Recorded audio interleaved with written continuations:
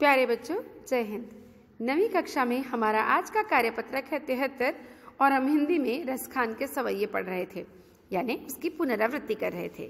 हमने पहले और दूसरे सवैये में रसखान जी का कृष्ण के प्रति अनन्य प्रेम देखा कि जिसमें वो हर रूप में वहीं जन्म लेना चाहते हैं और उन्हीं पर सब कुछ न्यौछावर करना चाहते हैं।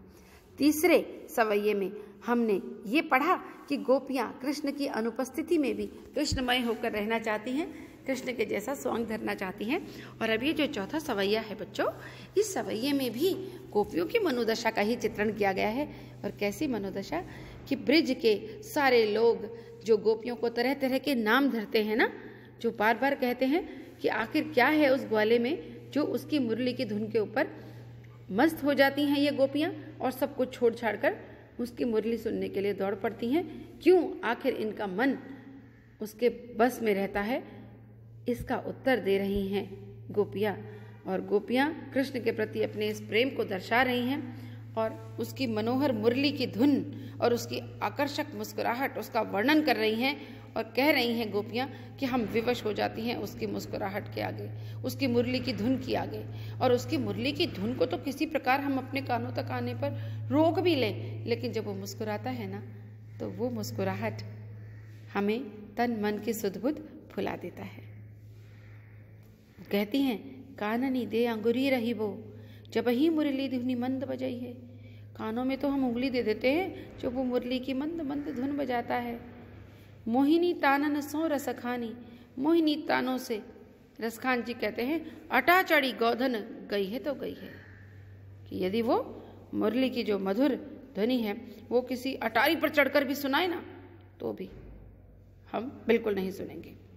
टेरी कहो सिगरे ब्रज लोगनी, टेरी यानी पुकार कर, कहते हैं सिगरे यानी सारे ब्रज के लोगों को हम पुकार कर कह रही हैं, बता रही हैं। काल ही कल को कितनों समझाई है, कोई हमें कितना भी समझाए। माई री वाह मुख की मुस्कानी, ओ माँ उस मुख की मुस्कान संभाली न जई है, न जई है, न जई है, संभाली ही नहीं जाती। खुद को नहीं संभाल सकते हम जब वो मुस्कुराता है। तो सवैये को उचित यति गति लय ताल के साथ पढ़ेंगे ताकि हमें सवैया पढ़ते पढ़ते ही समझ में आ जाए। काननी दे अंगुरी रही वो, जब ही मुरली धुनी मंद बजई है। मोहिनी तानन सोरस खानी, अटा चढ़ी गोधन गई है तो गई है। तेरी कहो सिगरे ब्रज लोगनी, काली को कितनो समझई है। माई रीवा मुख की मुस्कानी, संभारी न जई है, न जई है, न जई है। माई रीवा मुख की मुस्कानी, संभारी न जई है, न जई है, न जई है। यानी कानों में हम उंगली देकर रहते हैं जब वो मुरली की मंद मंद धुनी बजाए, तब भी हम विवश होती हैं। मोहिनी तानों को छेड़ता हुआ वो गोधन, वो कृष्ण गई है तो गई है, चाहे जितना मर्जी गाए अटारी के ऊपर चढ़कर, हम तब भी नहीं सुनेंगे। हम उसकी मधुर तानों का खुद पर असर नहीं होने देंगे।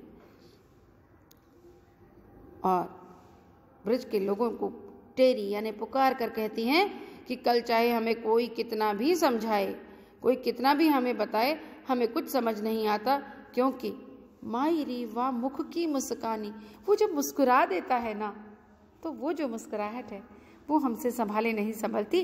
उसकी मोहक मुस्कान देखकर तो हम खुद को बिल्कुल भी नहीं संभाल सकते। तो इस सवैये का अर्थ आपको समझ में आ गया होगा। और यदि कुछ समझ में नहीं आया तो कोई बात नहीं, वो आप मुझसे पूछिए। और अब हम इस प्रस्तुत पद्यांश में गोपियाँ क्या क्या नहीं करना चाहती, इस प्रश्न का उत्तर देंगे।